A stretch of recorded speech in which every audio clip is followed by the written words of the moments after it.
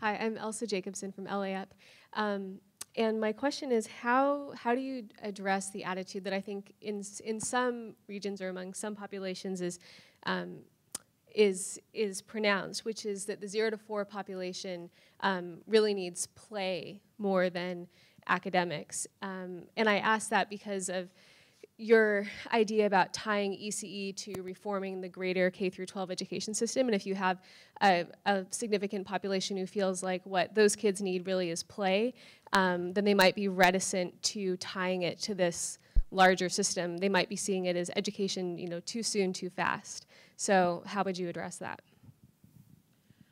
It's a very good question. I'm not sure how I'd address that. I think, I think that is an undercurrent of this same larger problem that we have, that people don't understand that it is a part of an entire child's education. I think people do fundamentally understand that how you actually deliver education to a 4-year-old and a 16-year-old are different tools, but I think that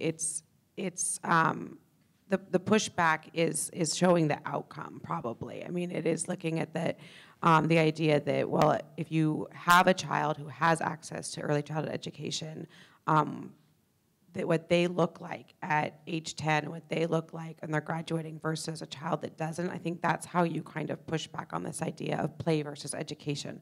And also, I think fundamentally play and education aren't necessarily different, but it's explaining that as well and coming up with the right kinds of play, which I think is probably too nuanced, but I assume that's what actually kind of happens in those situations. I think you can hear me because I'm loud. Oh, you're filming, sorry. So the developmentalists would tell you the answer is that the goal of early child education should be the development of the whole child. So it should be social, emotional, and cognitive. So, this is the argument against things like No Child Left Behind, that it only focuses on the cognitive. And so the answer is we should be developing the whole child. It's not a question of play versus education. In fact, that's a false dichotomy. And in fact, it ignores what the real point is, which is that children need social, cognitive, and emotional development, and we need to attend to all of those things. And that's what that ought to be the goal of early, education is a tricky word because that implies, and I think Sanara sort of addressed it, that implies it's only cognitive development that we're interested in. But the fact of the matter is, at 4 years old and 3 years old, we're as much about the social and emotional development of children as we are about the cognitive. So I think it's a mistake to play that off as a dichotomy. I also think that's a conversation that's happening K-5, at least anyway. I also do a lot of work within the education reform space, and some of the most fraught, most contentious kind of curriculum battles, we'll call them that, at the K-5 are around how much time kids are spending sitting and doing things, cognitive versus how much time they're playing and how much time they're learning to be with each other and how much they're learning conflict resolution and all of that kind of stuff. So I actually think that it's helpful and it's strangely helpful because those same fights are happening at least all the way up through 5. So connecting that fight at the preschool level to that fight at the, second grade level actually probably helps us. So I'm Mike Olnick. I'm the CEO of Child Care Resource Center and a recovering researcher. Sorry. Yeah. I went into direct service. I actually have 2 analysis questions I wanted to ask you, and then I have 1 comment. So the first one is, did you look at income stratification as opposed to just age and race? Second question would be, when you talk about the 0 to 5 footprint, it seems to me perception is different when you talk about preschool than when you talk about the 0 to 3. And, in terms of the next analysis, maybe that's something you'd like to look at. Because I think that my perception is there's a difference now between those 2. And the third one is that in terms of the political piece, I spent a lot of time in Sacramento, just gave testimony at the Senate budget hearing and all that. The legislature is on board. It's the governor who's in that category of old white guy, which is your lowest category, and he's the target.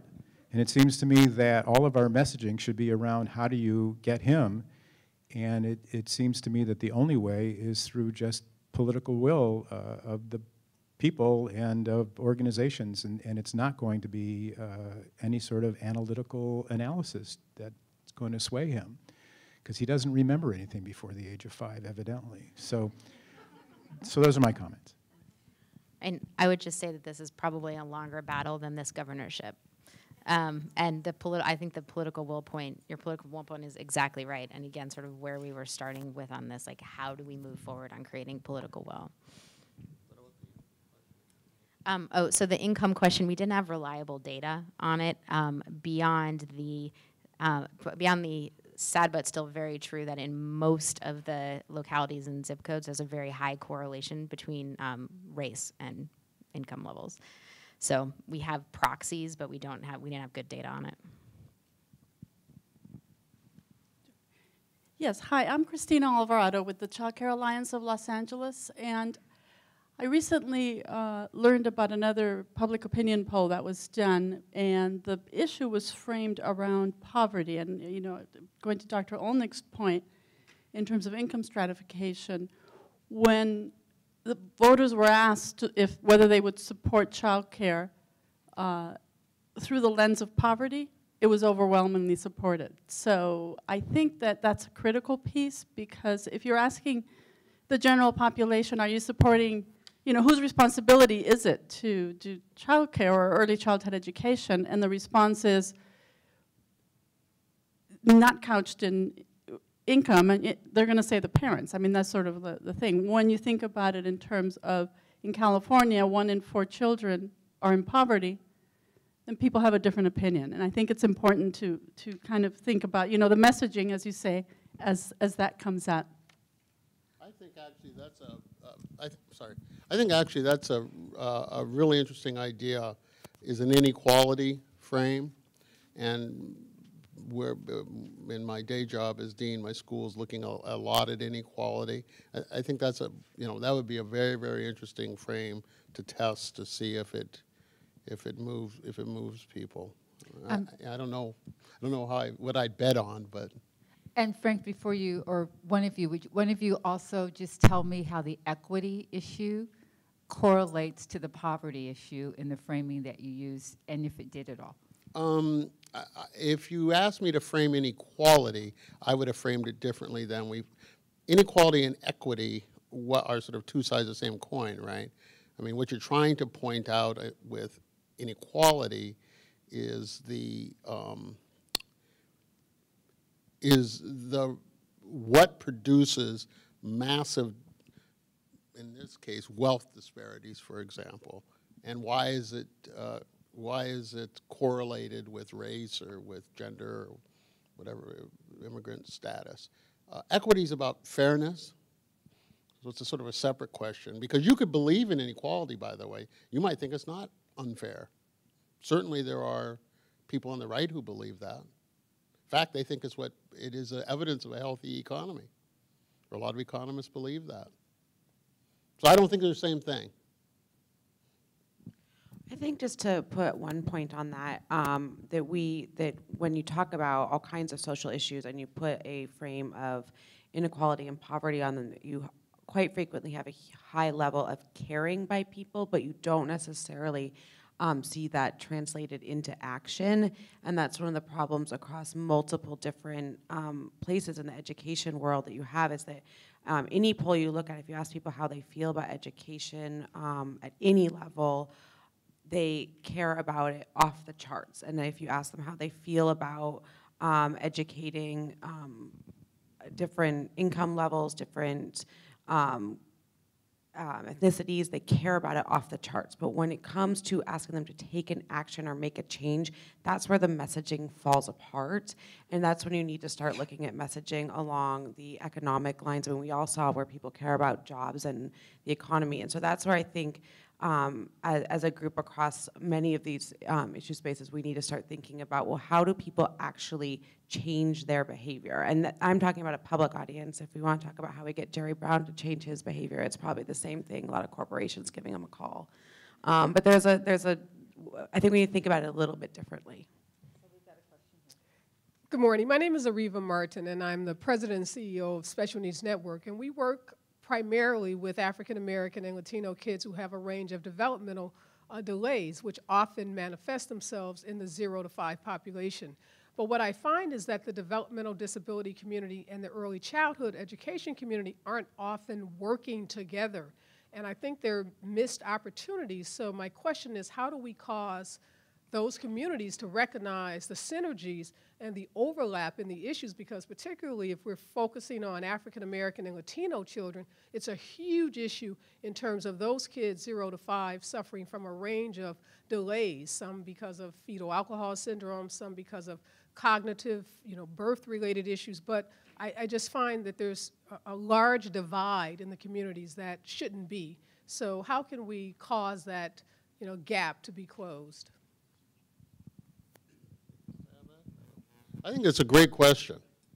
And as a kind of an outsider to the early child development and education field, I've always been taken by the fact, and this may change by tying it to try to tie it to education, but the lack of connectivity between a number of the affiliated groups. So one of my answers to that has always been everybody gets interested around communications. So it's a little self-serving, but, well, it's a lot self-serving, but, but I actually do believe that, because that is a problem everybody shares, right? What are we going to say? How do we say it? Who do we say it to? And in that convening, and I think that's why the work that First Five's doing and trying to, I think you have to keep trying to convene these broader groups of folks and I've always found, by dumb luck really, that communications is the thing that gets them together, and then they get a chance to talk to each other. But your point is the one I was sort of getting at about the health issue, which is that is what's going on in these communities. Some of it's related to prenatal stuff, but a lot of it's related to the toxicity of the environments that these young people are in. And if you go to those communities and you talk to them, and I'm sure you know it because you're working in it every day, a lot of this stuff, they want their kids, they need food, they need the neighborhoods cleaned up in such a way that there's not a lot of dangerous things out there, physical things, the alleyways. I mean, there's just these are all part of the condition that contributes to the toxicity and produces a lot of what you're seeing in these, particularly African American and I think increasingly Latino kids. So I would encourage the folks who have the convening power to continue to try to cross-fertilize so where you all can talk to each other and start to see if you can make connections and develop synergy. I really hope that continues, because I think the field's a little disparate. Because I find the 0 to 3 somewhat differentiated from the 0 to 5, differentiated from the K through 3 or 4 or 5, and all putting out different messages. We did an analysis some years ago of advocacy materials, and I was stunned because I don't know the field. I figured everybody would be saying the same thing, and they were all saying different things. And so what's the public to do? When they get that, what we know they do is they say, it's too much, I don't know what you mean, and they just default to whatever's top of mind for them. I just want my kids safe. I don't care about those people over there.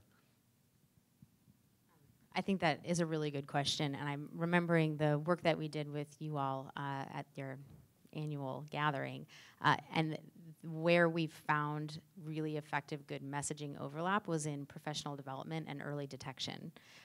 So there was this notion that, for many kids, where an issue is going to be revealed is going to be with their early care and education provider. And in order for that to be something that happens reliably, in order for the response to that to be something that is good, you need professional development and support for the ECE workforce.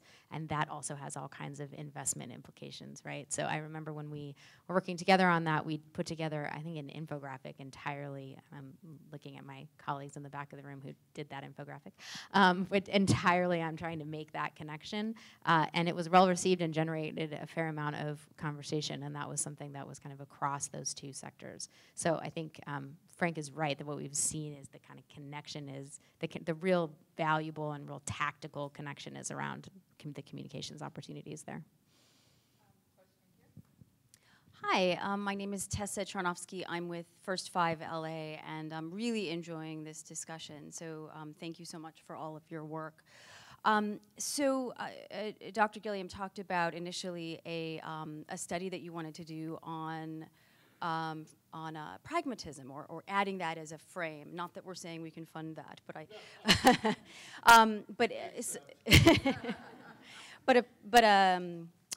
something that I think would be sort of a pragmatic piece for all of us in this field to consider around working with teachers who, you know, if they buy in, the K-12 teachers who if they are able to buy in to the value of ECE and not see it as competing, right, with their funding, especially in California through Prop 98, then that might be a really valuable ally. Of course, if a child is educated early on, and the sort of leaning into the parents piece is also fascinating, because with effective parent engagement, then the teachers will have an easier time up, through high school. And yet, if we are sort of considering, if the framing is sort of, trying to fix failing schools, I think we might need to be careful with how then we ostracize teachers. So how can we build an effective relationship with teachers who, if we're being pragmatic, right? We want CTA to be on board. I mean, we want these unions to really buy in and recognize you gotta have a strong ECE system. What can we do pragmatically to push that agenda but not ostracize teachers who are very sensitive about the idea of failing schools? So I think we could have a whole other event on how to manage CTA and early care and education. This is being filmed, so that's all I'm going to say about that. I think that teacher point, the K-12 teacher point, is a really good one. Again, it wasn't in this research, but we've done a lot of research in LA and across California over the last 6 months even. And teachers, individual teachers, remain among the most respected and trusted group of people on actually a whole range of issues, education and otherwise. The teachers' union is not. Again, it kind of gets back to this institution question. Institutions aren't particularly well regarded, but the individuals within them are, and that is so true among teachers. And also, I think this gets back to the spokesperson conversation we were having, that having a third grade teacher as a messenger that says, I can tell in my classroom which kids had access to high quality early care when they were 3. And I'm a third grade teacher, and I could tell you which kids that was true for, I think could be a very interesting and powerful part of the outcomes conversation. In terms of how do you talk about failing schools without alienating allies, again, there are some real strategic directional questions, I think, that are reflected in this data and in the kind of state of play around where this is going. Because at the end of the day, some things are going to have to be fought for. And the fact is that the schools are failing. And part of the reason the schools are failing is all kinds of things around, like how teachers are supported and all kinds of things like that we can engage with individual teachers, if not the teachers' unions. But, trying to skirt around that basic fact, 45th in the country on achievement is, I don't think, probably likely the way to get there. But I would love to have a whole conversation about that. Would you like to talk about CTA? I'm gonna stay quiet on that one, actually. I mean, I think that Shayna's right that, and certainly when if you are trying to move CTA, or if this is a national question, NEA, having teachers themselves talk to their union about what makes their job easier. And one of those things is, like, when you have a kindergarten, first, second, third grade teacher that can tell that difference, and that it makes it possible for them to have a successful outcome as a teacher, I think that messenger is probably the best one for the unions. And I think there's been some work that actually shows that's there. And I think there's a larger sort of world out there that this idea that the problems in our schools come from outside forces. And I think there is some truth to that, as well as we also have a failing school system. And the early childhood education piece is a part of the solution to that outside forces problem. And I think that's one way to think about talking about this. Yeah, and we have another question over here, but I just want to add, because we get a little euphemistic, and my panel's gotten a little euphemistic as well. The data, because I kept pressing this point on them, this goes to awareness, super high awareness. But when you ask the priority question, and priorities about how we spend our money, it drops dramatically.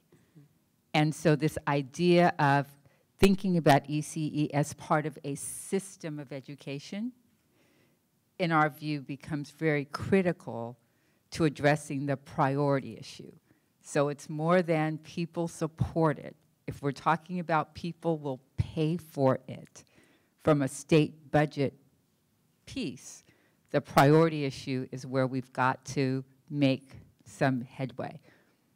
So I just want to, again, throw that out there and not be terribly euphemistic, because we are among friends. Well, thank you. That's actually a great segue to my question. I'm Nina Boothie. I'm with the California Child Development Administrators Association. We're an advocacy group based in Sacramento as well. So we tend to do a lot of advocacy in Sacramento, and I really loved your point, who's responsible for the problem and who should be the voice for it.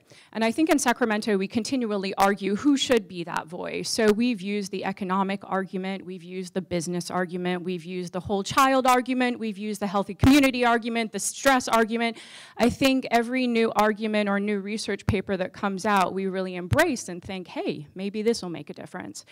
And I think that using the business community, and definitely the dollar invested now reaps X number of benefit in the future, is a very, very good one. But at the end of the day, early childhood folks, we are the ones there doing the advocacy work. So we can depend on these other groups, we can depend on teachers, but sometimes no matter how good or how wonderful our message is, we're the lost people standing there, and sometimes we do sound a little self-serving. So how would you look at that piece, and how would you strategize that piece so that when we are the only ones there, we are able to utilize these other methods about talking while still at the same time not sounding self-serving? I enjoy that you're looking at me like that, Frank. Thank you. That is spectacular. Well, as somebody who also has run advocacy campaigns in California and everywhere, I hear that. It's the people who are most invested who are always going to be the last one standing and who are actually going to be in the room. So fair enough. I think that there's kind of there's actually two things around that. One is the importance of, and Frank kind of mentioned this earlier, around getting some coordination and longevity around any of the messages that we use that are resonant. So this whole, like, a new paper comes out and we try a new one and we hope that works, just doesn't give anything really time to work. And again, I know at a tactical level this is much easier said than done, of course. But even if, over the course of a session, if there was some way to have some commitment to try to keep that some message consistency across the groups. And then there's also lots of fun opportunity there to have outlier groups that are doing something kind of wild and completely off the map, and then that'll help get more attention anyway. The other piece, again, everyone is doing this, but is when you are working on building your advocacy community, really investing very heavily in building, consistent and specific parent and other voices. So you don't need 100 of them. You need 5 people who are on message, who know what they're talking about, and who will show up every time you ask them. And it's a different kind of self-serving, right? A parent of a 3rd grader or a parent of a 3-year-old is a different kind of self-serving than a preschool teacher. So I think that there's, some at a tactical level, there's some work to do around really, investing heavily in building strong advocacy communities that are trained and ready and consistent, and having some consistency of message with them as well.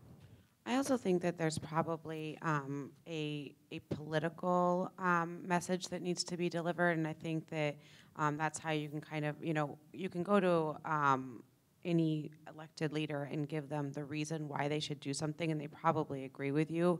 But it is delivering the voices that can help them understand that that there is a political reason for them to support or behave a certain way. I think that's why when we talk about business and corporate voices, those are very powerful, because there are, frankly, very political reasons why you do what business asks you to do.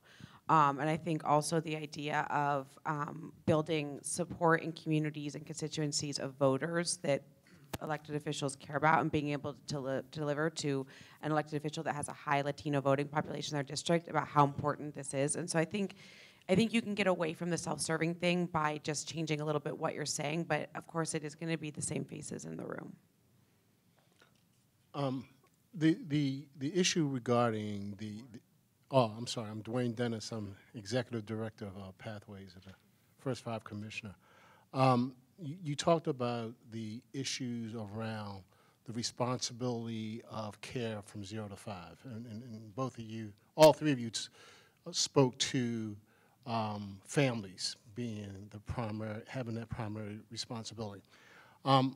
Perhaps if we dig a lot deeper and talked about, how effective are families, from a socioeconomic standpoint, how well a family's doing, that may help us in understanding, some of that, and I don't know. I mean, family strength is an issue that perhaps is something we should discuss when families, when the majority of folks are saying that families have core responsibilities. So, socioeconomically, psychosocially, how are families doing? May it be a piece we want to deal with. And then secondly, there's an abundance of research that speaks to the effects of early childhood education. And to all three of you, how do you use the research and the data pieces in the advocacy arena? If you deluge people with it, they just come, not interested. But if you don't give enough, you can't, pique their interest. So what is the balance? What is the medium? What do you use in that sort of thing? Yeah, that's a good question. So we've always, one of the reasons we tested values in the experiments is because people reason from their values. So this is the hardest thing, I think, for advocates to understand. So you walk around each day with very specific and technical things in your head, right? What you do, regulations, policies. But the public doesn't walk around that way. It's the hardest thing for advocates to understand. They don't, if somebody would shout out for me some regulation or issue that's sort of technical sounding that I certainly don't know. I always use the earned income, what? Give me, Prop 98, okay? Something like that. Average voter, first of all, average voter has no clue what it is and what it does. And so they reason from some set of values first, is where they start. And they reason from all the cognitive literature supports this. They reason from the general to the specific. And so I think one of the mistakes advocates make is they talk too quickly in specificity. So the point I'm trying to make here is that order matters in communication. And I wanted to make this point earlier when Shauna talked about equity. I'm not so sure you can't talk about equity. I think it may be as much a function of when you talk about it. We don't know this in this conversation, but we have found that so we talked about several values we didn't test. So the reasoning is this. If I can touch on a value, and these values are, I'm not talking about just any value. I'm talking about the values that are widely shared in the society and are durable over time, right? By widely shared, I mean a whole bunch of people believe it, and durable over time, people thought the same thing 50 years ago. So and there's only a handful of them in the United States. I mean, political scientists, by the way, have spent careers trying to figure out how many, but it's not 100. It might not be 5, but you can individual responsibility, prevention, go down. So the question is, if I start talking to you about opportunity, and this is a bit of the question that came in the back where you say you're picking up all these different studies. Say opportunity for all, not just opportunity, but it's hard for you to, and if you say, yeah, that's important to me, and then I sort of walk you down to my ask, which is, I want something for this particular group in this location. It's hard for a person to reason backwards and go, I believe in opportunity for all, but I just don't believe it for those guys. It's a very difficult cognitive dynamic for people. So we found once we can get them, so part of the problem for us, I think, is that you have a salience problem. People believe in many of the things you support, but it's nowhere near top of mind, right? And I think the job is to, the word I always use is invigorate it, right? To make it more top of mind for people and quit walking around talking about Prop 98. I just, I don't, but I mean, I always use the earned income tax credit. Something weird, right? People don't walk around thinking about it. But they think about opportunity, they think about individual responsibility, right? Which is your biggest challenge, because that's where people default to almost always. And so when you're talking about a school district that's 90% minority, and it's those kids, or you're talking about programs that are 100% African American, right? It's those people over there. You've got to somehow we also talk about shared fate and interdependence as a value. You somehow have to connect the outcomes of those kids to the outcomes of others, right? The shared fate idea. I could go on about this. I'm also going to stay far away from euphemisms inspired by Cynthia. But probably everyone in this room is certainly doing this right now. There's all kinds of research that people when they see data, so they see this research information or they see some fact or something, and they have confirmation bias. So they either file it away into something that they already believe and it doesn't move them, or if it is very far to the opposite, or if it's something that is new that they find hard to believe, they don't. I mean, they just don't. Like there's lots and lots of, come from the political space. There's tons of research on this, because particularly, Democratic politicians in general love to talk about data and the numbers, or, thinking outside of our space, like look at the environmental movement, which I think we can talk about that a little bit, but, or not, we could not. But there's the national organization that's getting the most funding is 350.org. Who knows what 350 is? Nobody. Who cares what 350 is? Nobody. It's 350 parts per million. Does that help you any? No. I think, the question of within our community, obviously, like all of the research around why this is important and what is important, what is high quality ECE, and that drives us to the professional development, all of that stuff clearly should be a big part of the inside conversation that we have within our community in terms of, and there's a level of that's important in the inside the building conversation in Sacramento or in City Hall, or, in that way with, policymaking staff and people who are actually going to write regulations and legislation and budgets. But when we get to the larger communications questions, that is not going to be our best basis. And when it is, it's because it creates a platform for things like talking about early detection. I think also just when you think about messaging around any of this, you want to go back to being as simple as possible. So you don't want to get into a world of convincing people that there is a problem with how we are dealing with children's brains and here and there, because The steps that you have to go to for action when you start at creating the problem for them in the first place is just, it's a lot of layers. And you don't have people's attention span for a million reasons, including our just constantly dwindling attention spans. I already haven't checked my phone for like an hour and a half, and I'm like, what? But you know, we're doing a million things, and so you have to think very simply in how you talk to people about it. I don't mean stupidly, but simply. Like, there is a problem, probably a problem they know exists.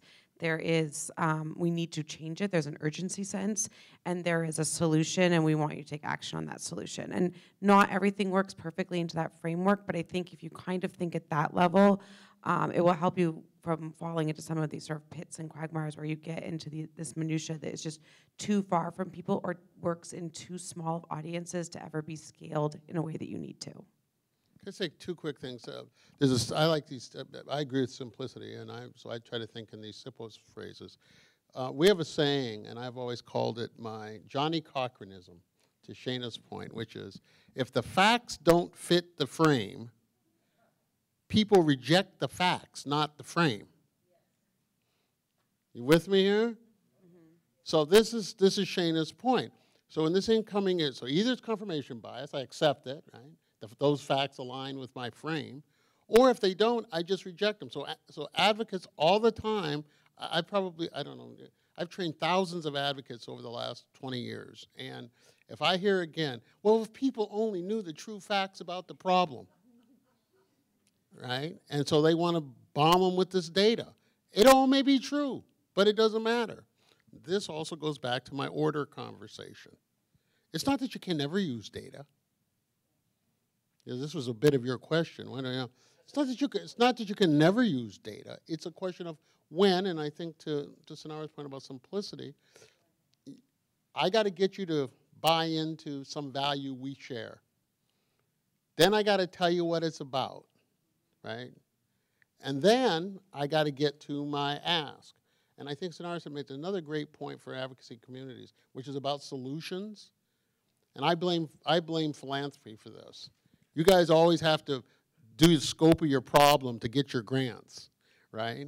And so you end up talking in problem language all the time, when in fact, there are lots of solutions out there. Many of you are running great programs that nobody knows about because we don't talk about the solutions. So I would encourage also this last step that Sonara talked about. Here's the solution, here's what you do. Not, oh my God, the problem, the problem, the problem. And don't just throw numbers out there, because if you're not framing, somebody else is. So to Shana's point, you throw unframed numbers out there, the other side just takes them. Right. We are wrapping up in the next 10 minutes, so we have time for just a couple of more questions. We have about 5 minutes of closing, so got it. Wanted to see hands.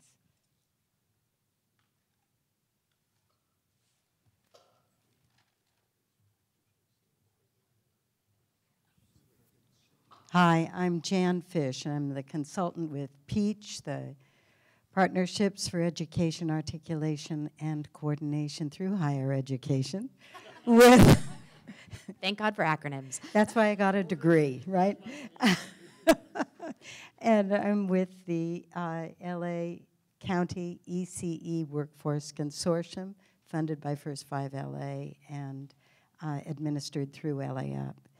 I'm very, very heartened by our discussion today, and I'm seeing this accordion open and close with the how do we frame it inclusively, and also how do we get enough information about each constituency so that the texture of our dialogue is effective and our advocacy is effective. And I was thinking about the whole idea of the how do we make it inclusive to look across the 3 categories of public school, child care, and Strong Start. And I really appreciated my colleague in talking about early childhood disabilities and early childhood education, thinking about 0 to 3's cross-sector competency work funded by First 5 LA too, you know, in looking at 5 different areas: social work, health, early intervention, early childhood education, and I'm forgetting social work, did I say? Yeah, I think I did. But there are 5 sectors looking at growing that conversation with both deepening the understanding in each one of those 5 areas, but then growing it across the area is really important. And when you were talking about earlier the play and education, and all of you looked at those together in response to Elsa's question, I think that all of the Common Core work, Common Core standards on inquiry-based pedagogical methods are really critically important. And when we look at early childhood approaches, we're always talking about inquiry-based with the teacher as researcher. So the more we can frame these things also inclusively and respond individually to the group, like the infant toddler care providers and the preschool teachers, or the parent and the parent situation across the lifespan at different points, the more we will strengthen the conversation. Is there anything that you would like to respond in terms of that, strategies that we as advocates then in our advocacy role, the degree to which we deepen within each one of those constituencies, and the degree to which we build an inclusionary vision? I think a couple things. One is, of course, broader and deeper is always going to be better.